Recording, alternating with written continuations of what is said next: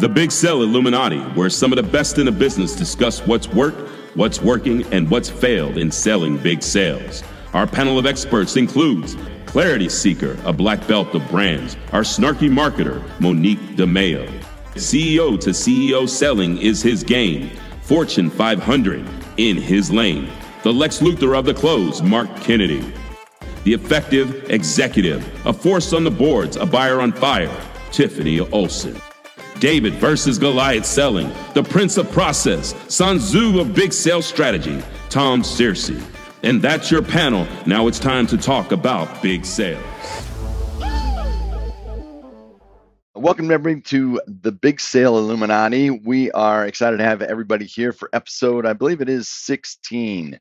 Regardless, we'll talk about one of my favorite things, which is crushing big competitors. I have an emotional, physical, visceral response to big competitors. If you stand behind a bloody brand, where the old school was IBM and the new school is Oracle or GM or whatever, whoever it is that you claim to be your big brand, and you walk in and you're going to sell about a company, and the company who's selling against GM feels like they're smaller, underfunded, underbranded, whatever it is.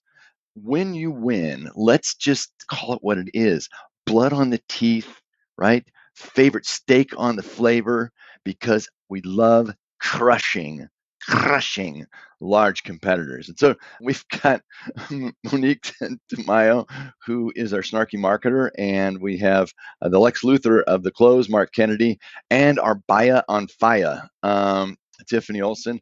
I am the Sun Tzu of sales process. Let's get at it. I want to start off, I've kind of put together a couple scenarios today, and this is kind of an all play, but I want to talk to Mark. And let's throw a scenario out there, and I think you deal with this a number of times, and that's when your competitor is 5 to 10 times your size, but you're in the top 3 to 5 positions in consideration. So you've gotten your way to the finalist list, and you've got these guys that are huge, and you're going for a big piece of business. Give us, say, 2 or 3 core things that will make you successful in defeating that large competitor. Yeah, sure thing. So this is one that I it's actually near and dear to my heart. I used to own and run a software system integration business where we would take software from giant companies like SAP and Oracle and Microsoft and others, and we would take that software and integrate it into large enterprise. And one of the deals that we were working was for a big box retailer and for updating their e-commerce site. So a huge platform program. And our competitors, so my company at its biggest scale was almost 500 people. And my competitors were, the big system integrators, the Deloitte Digitals, the Accenture Interactives, the Tata Consulting Services, which were the Indian offshore folks. So we had those were kind of the big three that we compete against. So we were a couple hundred and they were tens of thousands. So the few winning points, like how do you beat people like that? They can outspend you, they can squash you. Ultimately, one of them wound up buying me just to get rid of us. But it was, that's the question: is how can you be enough of a thorn in their side? And you can't take them head on because they just have might and they have credentials and they have the PhDs and they have the certifications, the capability maturity model certifications. It says everything that they do all the time is going to be exactly right. So you look at that and you think, oh my gosh, how am I going to beat that? Well, what we did was we did something kind of unique. We said, we're going to go faster. So if I'm going to be smaller, I'm going to have to be faster if you want to go back to the animal kingdom. So what we did was, if I could be faster and if I could be cheaper and more nimble than those big guys, I could probably have a chance of winning. So after fumbling around with this business for the better part of a decade, we landed upon this idea, mostly because we couldn't find enough great computer science talent in the United States, and we didn't like the plumbing in India. We decided we would give China a try. So we partnered up with a group. We knew a guy who we had a relationship with, early in our business, who had started a business that was a kind of a tech development shop, a body shop in China. And in China at the time, you could hire a computer science, master's computer science for probably $15 an hour US. And we could find them by the hundreds, which was amazing. So what we did was And I don't know if you know this or not, but the time zone in China, I think it still is, but at the time there's one time zone in China, and it's U.S. Eastern Standard. It's 12 hours off U.S. Eastern Standard time zone. And my company was mostly in the Eastern time zone. We were in Dayton, Denver, Dallas, and I think we only did cities that began with D, and of course, N of New York. There's a joke in there somewhere. But so what we did was we said, you know what? If we did our development in the U.S. from 8 a.m. until 6 p.m., and then we did a code build, and then between 6 and 8, at 8 p.m. Eastern time is 8 a.m. in Beijing. So what we did is we developed a big team of people in Beijing and Xi'an, and Xi'an's the site of those terracotta warriors, which is an amazing thing to see if you haven't seen it. So at 8 p.m. Eastern time, 8 a.m. China, the Chinese team came online. They'd work from 8 p.m. Eastern time to 6 a.m. Eastern time, and they would do their code build. And then what we could do is we could basically build in a 24-hour cycle. We would get 2 full days worth of work in a 24-hour cycle. And what we found was with that cost basis advantage, we could do projects in half the time for a third the cost of what those big guys could do, even when they had their efficient Indian operations and all that kind of stuff, because their overheads were too big, they were too slow. So what we would do is we would focus, and it let us raise our margins because we weren't going to give all that value to the client. So we would do like a pilot. So I would walk in and say, okay, I'm going to give you a functioning pilot in under 30 days for the entire system. And the big guys would look at each other and they're like, well, we won't even have our code base set up or our development environment set up in 30 days. And these guys are willing to put it on the line that they'll do an actual functioning pilot. And we can do things from a speed perspective that they can't. And in the e-commerce world, we also knew that our customer every day, what an e-commerce project costs is less important for a big box retailer than the velocity to start, because your upside is all revenue. So you're looking at pumping billions of dollars through a tech platform. So we knew that the time to money for our client was such that we could design our business system around that speed would actually win. So what we did was we focused everything on velocity. It was velocity, velocity, velocity. And then the understated quality has to be there too. So we credentialize ourselves that way. But that was it. We would just literally run circles around the big system integrators, and their only fallback was, we're Deloitte, we're a bigger throat to choke than those guys are. Let me summarize what I think you just said in the context of that technology. And that is, if you're a smaller firm, okay, there's 3 things that you're saying that you need to do. All right. So number 1 is you have to find the chink in the armor.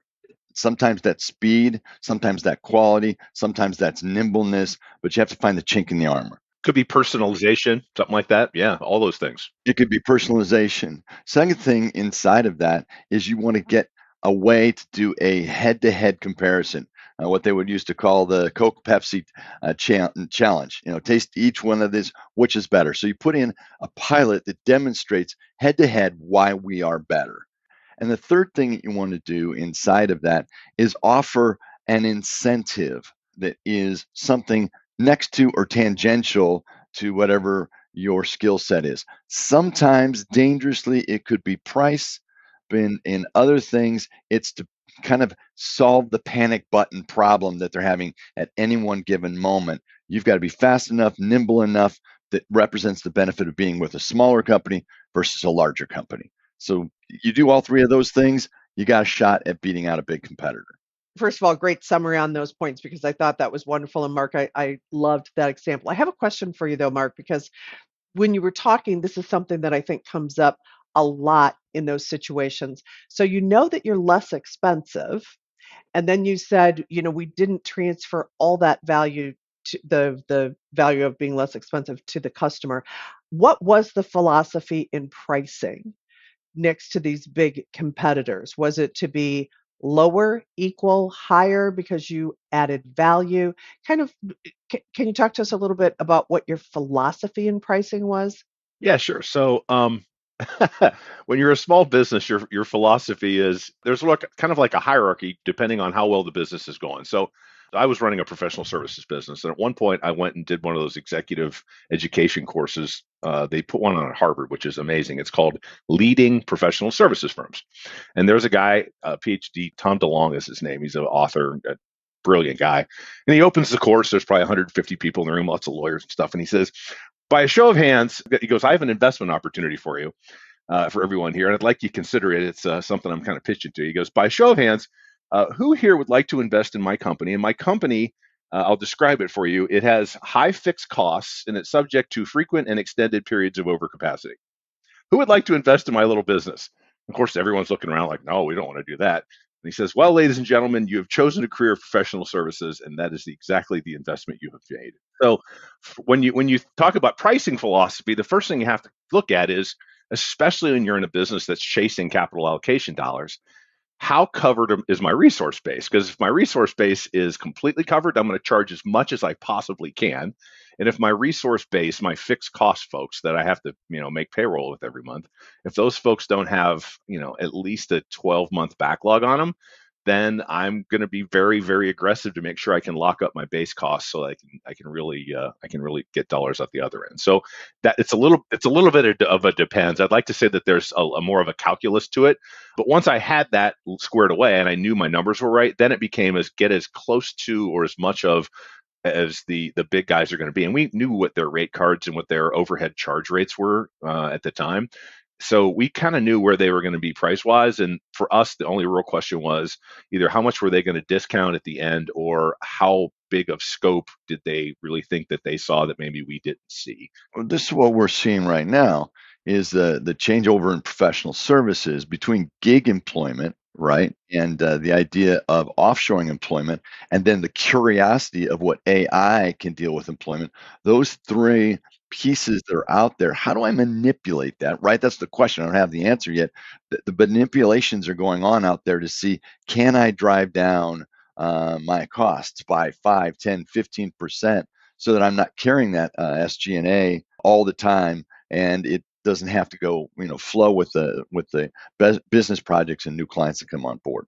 That's what people are trying to do to offset that, and we're still in the mix because we like having them close, right? Because we feel better about managing them, and we hate having them close because we have to pay their payroll.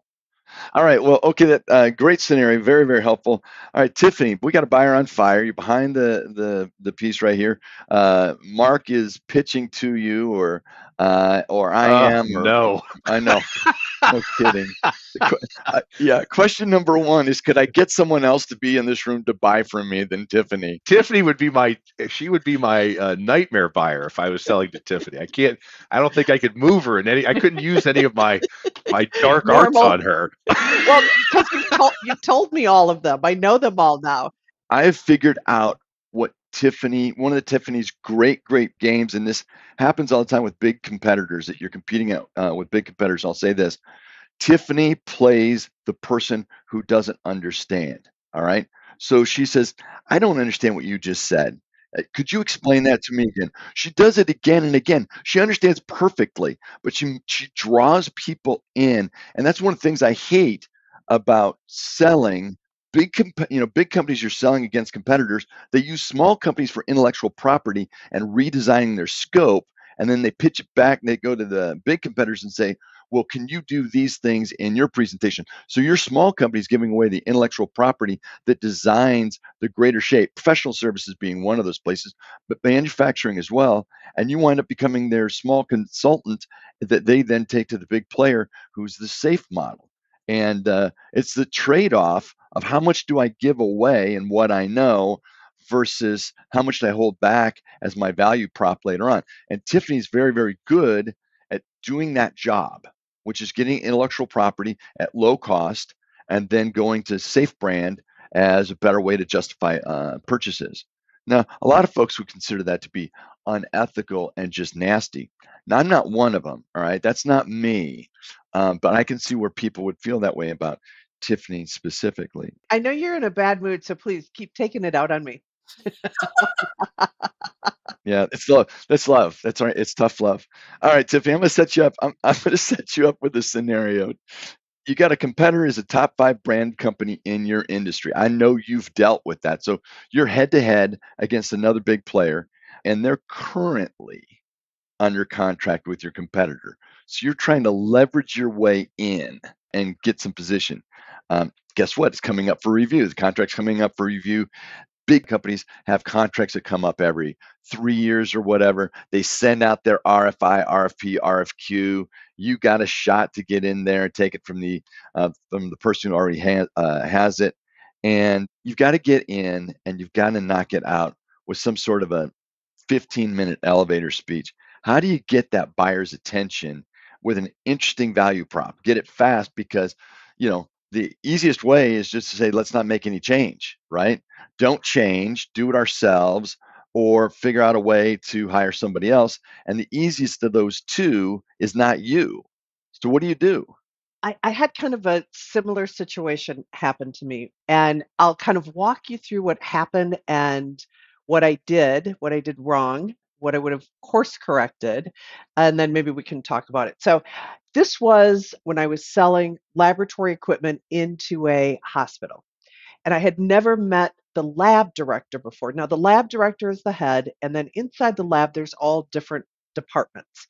There's chemistry, there's microbiology, there's blood banking, all kind of different areas. And I was going to be attending this conference. As you know, didn't know the lab director. And what I didn't realize was that she was going to be speaking at this conference. So not only attending where I was going to go, but speaking. And it's like I didn't appropriately look at the agenda and try to be more strategic with it. I was just kind of going. And she was speaking on a new chemistry procedure that they were doing. Now, my particular solution was in microbiology.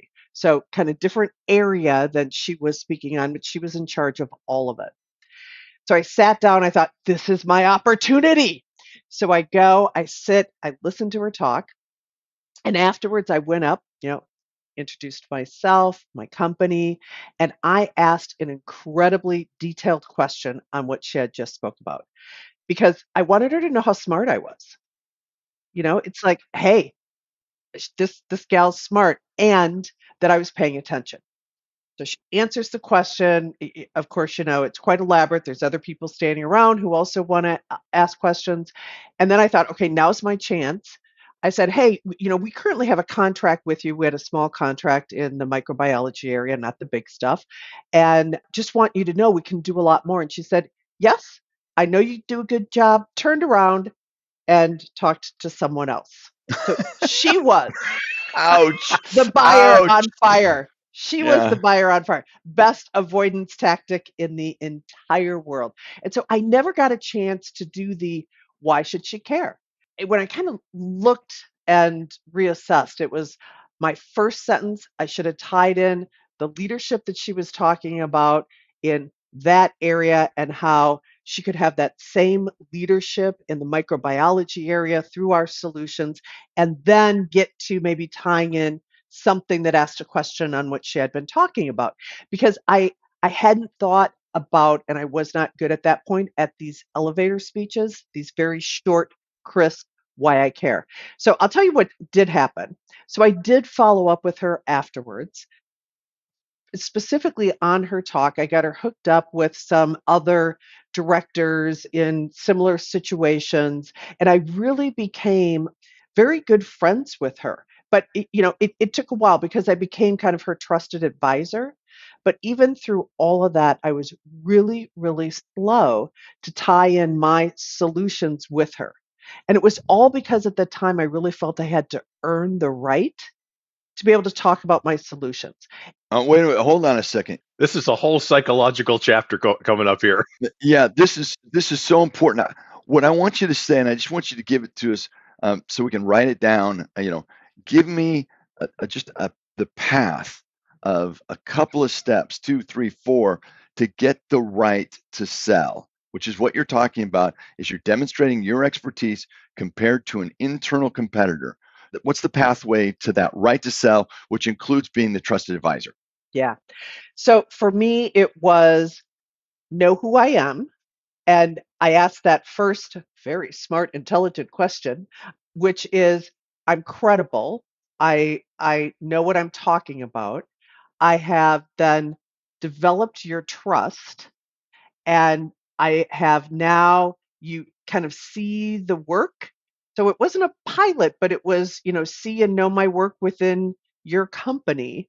And now I have the right to talk to you about my solutions. The reality, Tom, and then I'll let you comment on that, is I had the right to talk about my solutions the minute I walked up to her. That is the lesson that I've learned throughout my career, but at the time, I did not feel that. Okay, I want to walk you back just one step. Love everything you just said. I want to walk you back one step, and that is because we're competing with an internal competitor. They're already in. How do you crack open that cover in the street that's 200 pounds heavy metal to get done with it? What do you do to crack that to get that competitor out of the way, or at least get you on fair footing? So for me in this situation, and I'd love to hear what others would do, I kept chipping away at this. You're the leader in this area. Here are other people. Here is what you can do to be the leader in this department that I can really help you with. So it was providing bits and snips of the future in this other area. So as a manufacturer, as a custom developer, you're in a situation where you're predicting the future, right? That's going to happen. You're predicting your advantage in that future, and you're at least not in a negative way, but you're at least forcing that comparison. What you have now is not what you're going to have in the future. Right. The future is going to be so much better. Yeah, the future's going to be better. And what we always talk about selling, small companies, big sales, whatever, is what sales? Sales is selling a better future. It doesn't matter what it is. If you're selling what they already have, they're not going to buy. They have to see a better future. Anybody want to toss in on what? Yeah, I also think that if you have the wherewithal to or the information about what their competitors are doing and why their competitors are going to eat their lunch and bring that forward. It's like I've done that a lot. I'm like, you know what? That's great, but you guys don't have this technology right now. And so and so and so and so do. And I know what they're doing in market and they're going to kick your ass. Do you want a piece of it or not? Like it's pretty simple. Do you want to play or do you want to pretend? Because if the you're doing right now isn't working and you're not happy with the results, then keep doing the same thing. It's called insanity. Which is a great transition, Monique, into the scenario I would like to discuss with you. All right, listen, this is your world and kind of my world as well. You are a very small company in your industry selling into a very big company, and you sell into bigger brands on a regular basis, and you kick people's butt who are bigger than you when they're selling against you. As a matter of fact, I know you. You're like me. It's my favorite thing. I just love to chew up those guys. I have emotional issues and a chip on my shoulder. Now, a friend has set up a meet and greet phone call with the executive buyer for 20 minutes. So you've got your way in, but you have to establish your expertise in differentiation. And please, I want to make certain that you don't say depends, because we know it depends. But give us a scenario that is common in which this happens for you. It happens all the time. So for us, we are a small firm, so I don't even have to pretend.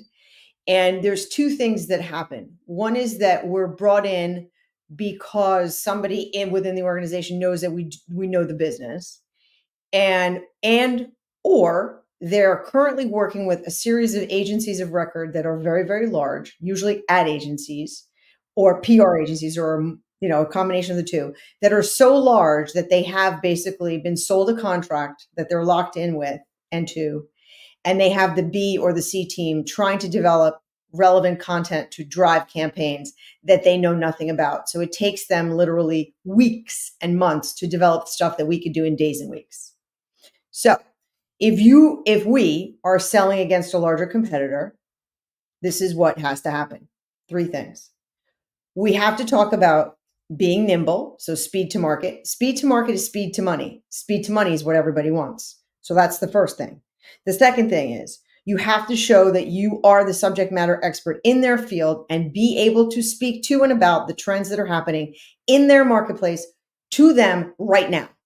And they understand that you understand their pain. The third thing is that you have to show that you have competitive insights that you can either leverage for them or against them. So, Mr. Cable Large Company, sir, would you like me to experience this subject matter expertise for you, or would you like me to go play against you? Your choice. I'm good. I really love I love all of it, but I really love the first point, because a lot of times we go out there and we sell the quality of our service, the quality that we provide, and etc. But I love what your first point is look, sell speed to money. It's fascinating. People want to know how they make money faster. Start there, and it's going to be me love you long time sailor. The business I run right now is a similar circumstance. I just have never wielded the threat card. I think that's the path. I think that's your Hail Mary at the end. That's a tough one because we typically work at, you can only, only originate mortgages for one company or credit cards for somebody, and especially when you do it at scale. So that the threat thing, I've never been able to work out.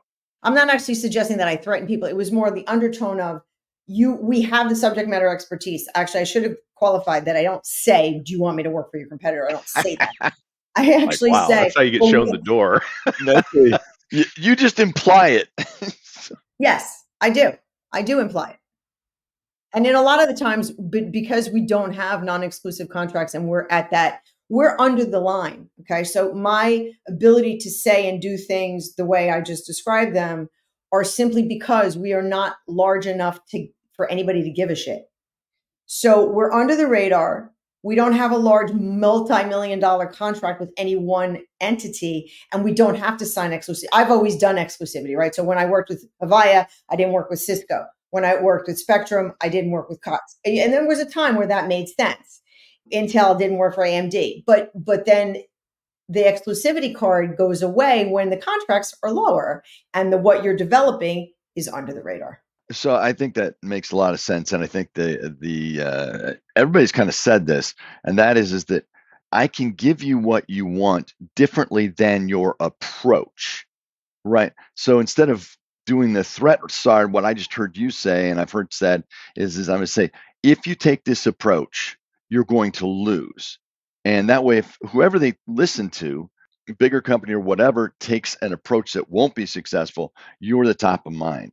No, the other thing I think is the undertone. I think Mark talks a lot about this, is the CEO to CEO kind of conversation.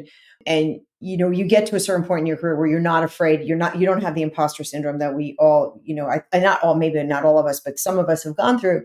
And I'm comfortable talking about a business ramification of a decision, right? So it's the idea that we can talk about a P&L, we can talk about time to money, we can talk about time to market, we can talk about what is a good business decision, what's going to impact their overall business, because you can speak about business, not just marketing. If I talk marketing, I'm out the door. I'm a commodity. I know that. If I can have a conversation about their business, I'm in a different room with a different set of people. Very strong. So I'm going to wrap up our conversation. I'm going to show, or at least talk about, what I consider to be the 3 mistakes small companies make when they are selling against big companies. And the first one is selling their benefits. Now, yes, you have to sell your unique benefits, no disagreement. But selling your benefits without selling the safety puts you at risk. The reason they love your ideas and then purchase from the big company is the big company is safer. So what you have to do as a smaller company is offset their risk. You have to demonstrate that, look, I have the same safety concerns that you do. Write those out as a part of your conversation and creation of your proposal, and say, I want to show you why we are a safe decision as well as a better decision. Key. Number 2, when you're presenting against a big company, they are more than likely not sending their A team. They're sending their B team or their C team. And you say, well, why is that? Well, it's because they have possibly a lot of opportunity based upon their brand, or they have a lot of opportunity based upon their outreach approach. And so they have a B team, and they have the arrogance that says, well, I'm, fill in the blank, Oracle or Accenture or whatever. You send your A team against their B team, it will be demonstrably different and better. C, small companies, the third idea is the research, and the customization. When you come into the business, it's not just an understanding of their industry or your product set or your service set. It's everything is customized to their business. There are no generic presentations, no generic proposals. The three mistakes that I see are really those: not being safe enough, right? The idea that you are prepared enough and sending your A team in to pitch with some understanding that your big competitor is not sending their A team in to pitch. And I've seen this happen so often. This is what we train companies on. This is what we work on. And they walk in, they do what we're talking about. And the buyers, it's distinct. As long as you're safe, all you have to be is as safe as the bigger company, and your benefits shine bright and pushes them towards that decision. So again, we can talk about big companies versus small companies, and more importantly, how to land big sales, which is really what this whole thing is about. But as a part of that, you have to beat the inherent customer or inherent competitor and any other challenger. So any closing thoughts, Mark? This is it's a topic that rings for so many people. One of the thoughts I thought to myself along the way, which is, what if because I do think the concept of selling time to money with these big organizations is one of those strategies that it just wins. It wins, more times than not. I was thinking to myself, what if you're a salesperson out there and you're working for a company that doesn't have that philosophy and doesn't have that approach? And my answer to my own question is, find another horse to hit your wagon to. That's right. You know what? That's an awesome conversation, because we work in industries that you would think would be more fiscally, financially, more time to money oriented. Totally different mentality. And you're like, but you could be doing this so much better, faster, cheaper. Yeah, but no, I don't know. That's what I'm having a hard time understanding. I'll tell you what. I say it's like Survivor: outwit, outplay. Be nimble, be quick. Jump over the candlestick first. Well, I would tell you right now, let's just say, just for the sake of a name, all right, let me see, the CEO of a company, who would it be? Let's just say George. There's somebody out there named George, and he's selling multi-million dollar, what should we use? Construction, all right? And he has a team, George does, that gets out there and does exactly what we're talking about.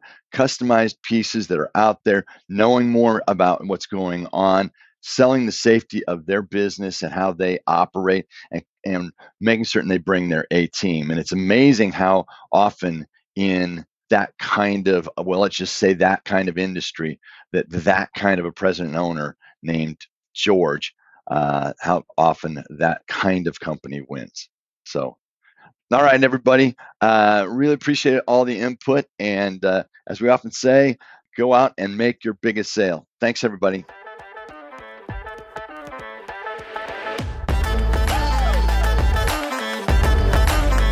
Thanks for listening to the Big Sale Illuminati podcast. If you like this episode, give us a thumbs up and let us know in the comments.